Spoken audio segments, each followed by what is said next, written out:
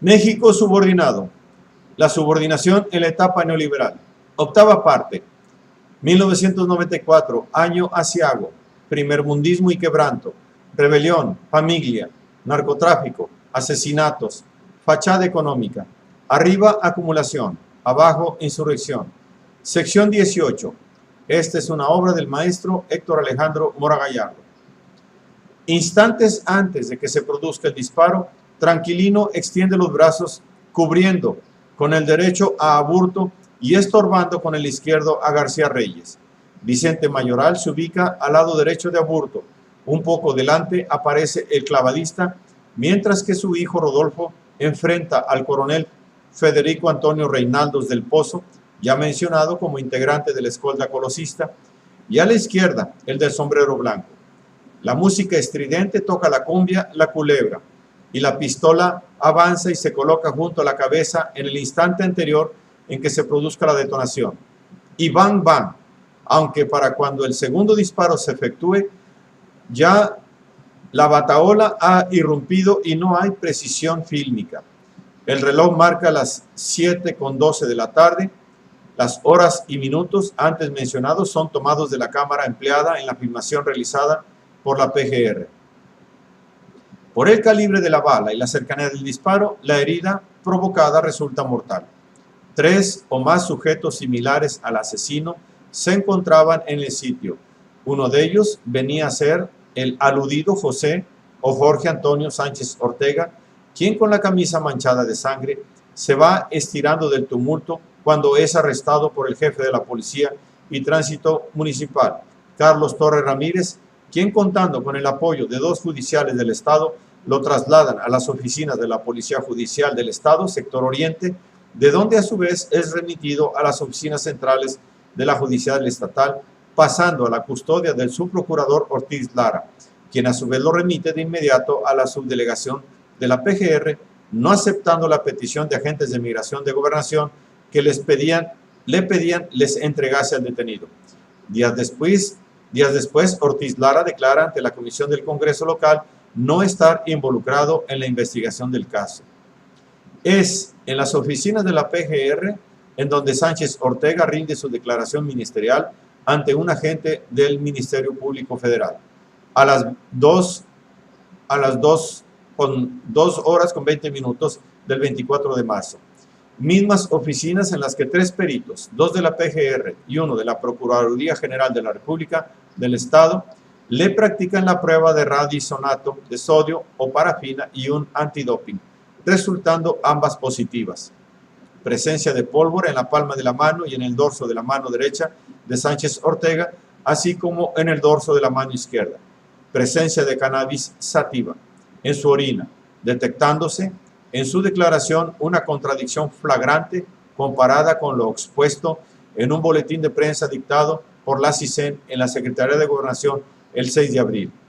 Si el detenido declaró haberse manchado la ropa de sangre por haberse rozado con alguna persona que había cargado a Colosio, en el boletín se afirma que Sánchez Ortega participó en su traslado de la Blazer a la ambulancia, pero no hay prueba de ello. Ningún material fílmico o gráfico lo corrobora. A pesar de haber salido positivo Sánchez Ortega en la prueba de radisonato, se le libera para no volverse a saber de él. Ya en el boletín del 6 de abril, el CISEN menciona esa verdad a medias, que la prueba practicada a Sánchez Ortega habría resultado parcialmente positiva. Mario Aburto es trasladado a la PGR por agentes que se identifican como miembros del Estado Mayor Presidencial, confrontándose con los miembros del grupo especial que vienen arribando presurosos. Se encañonan mutuamente y hasta que los primeros se identifican como dicen ser, la tensión cede. El asesino llega a los separos de la Policía Federal o PGR local, pero se sabrá después que entre la noche y la madrugada se le conduce a un interrogatorio fuera de la Procuraduría.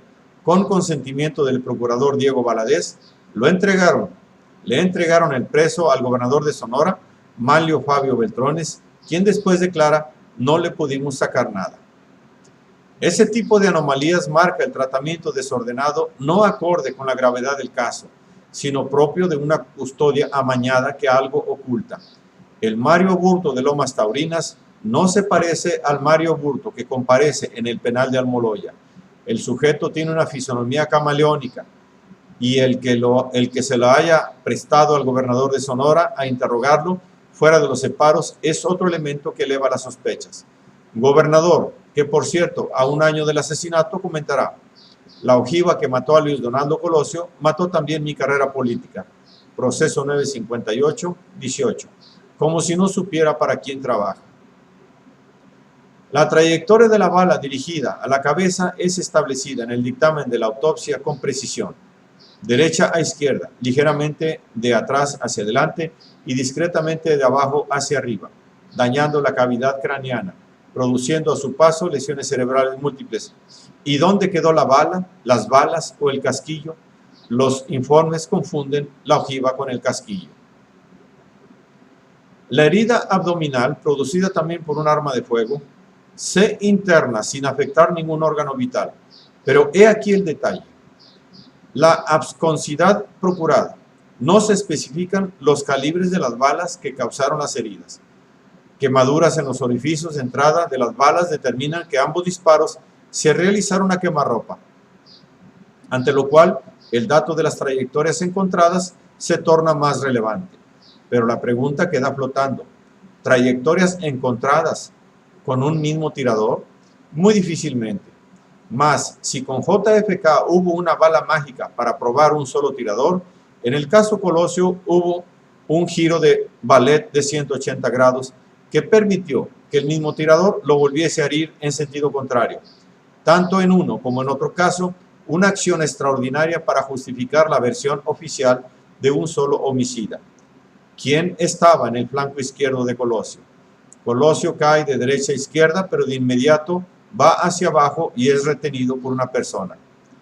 Un fotógrafo mexicanense aseguró haber visto a una persona situada al lado izquierdo del candidato desenfundar un arma en los segundos previos al atentado.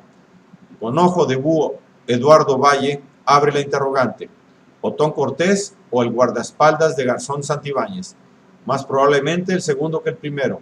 Otón estaba más atrás, e incluso el tercer sujeto no identificado, ubicado a la izquierda del guarura, también pudo disparar, pero en la batahola no se puede identificar un segundo tirador que haya realizado el crucial segundo disparo que comprueba no se trató de un asesino solitario. Si la oligarquía norteamericana asesinó a los Kennedy en los 60, evitando cualquier desviación de la ruta imperialista, el asesinato de Colosio perpetrado por la oligarquía mexicana se comete para evitar cualquier deslizamiento hacia el centro por parte del partido, ya entregado durante el salinato a la oligarquía transeccional, la Banda de los Pinos. Aunque Colosio, como los brothers Kennedy, eran gente del sistema, si no, no hubiesen llegado donde llegaron. Cualquier intento por afectar los negocios de la oligarquía resulta peligroso, por lo que se procede a eliminarlos de manera violenta. Otro complot magnicida ha triunfado, porque a priori los autores intelectuales tienen la capacidad de planificar las operaciones requeridas para efectuarlos. Poder de mando, viniendo a ser casos complicados que requieren la participación de muy diversos elementos, contando con recursos materiales y humanos suficientes para perpetrarlo. Las conspiraciones del capital poder que se efectúan en contra del presidente o candidato en el momento en que estos se intentan volver independientes y amenazan con afectar el usufructo del negocio que se obtiene a la sombra del Estado, se perpetran por los potenciales afectados y así después beneficiados con su muerte. De nuevo, ¿quién ganó? Quedando claro que en esta etapa marcada por el poderío del capital monopolista, los presidentes deben ser peleles incondicionales, ejecutores de la política neoliberal que favorece a los capitalistas pudientes, como lo ha expuesto en Crisol 175, el triunvirato y los tres niveles del poder terror.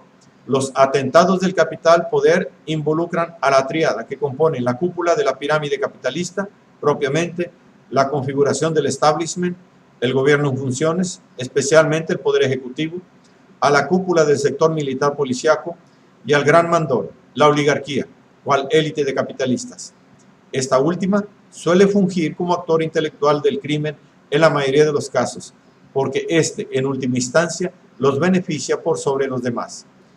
De su seno parte la iniciativa, estando predispuesta como defensa del status quo, en procura de lo cual emplean a elementos de la jerarquía militar, policíaca, que lleven a cabo la planificación y el operativo criminal, mismo que puede ser ejecutado por miembros de sus corporaciones y o por sicarios de la peor estofa, encubiertos y apoyados por miembros de los aparatos represivos en funciones clandestinas. En casos como los magnicidios, que vienen a ser crímenes propiamente políticos, por disputas por el poder al interior de las instituciones públicas, el Poder Ejecutivo y sus tentáculos es el encargado de ejecutar la acción criminal, delegando la acción criminal en elementos represivos ad hoc. La combinación de los tres órdenes superiores que componen el Estado capitalista se verifica de una u otra manera, llevando la autoría intelectual, la oligarquía y el gobierno en turno. El magnicidio cometido en contra de Luis Donaldo Colosio tiene como actores primarios y, por tanto, responsables a la élite de la oligarquía transeccional que se configuró durante el salinato. Su planificación y ejecución la llevan a efecto cuerpos policíacos. Como en todos estos casos, son muchos los participantes y cómplices involucrados en el complot. A los más flagrantes y partícipes en el crimen material se les suele eliminar. El resto, por los demás, son incondicionales del sistema. La praxis criminal suele tener éxito por el poderío político-monetario de los perpetradores, el que se traduce en manejo de personal incondicional y de recursos materiales muy costosos que son necesarios para emplear para la realización exitosa del ilícito, contando con la seguridad que les da su posición social suprema. Conspiran desde la sombra, se encubren quedando al margen de toda prueba directa, puesto que son autores intelectuales, originadores y responsables morales del crimen, pero no sus perpetradores materiales.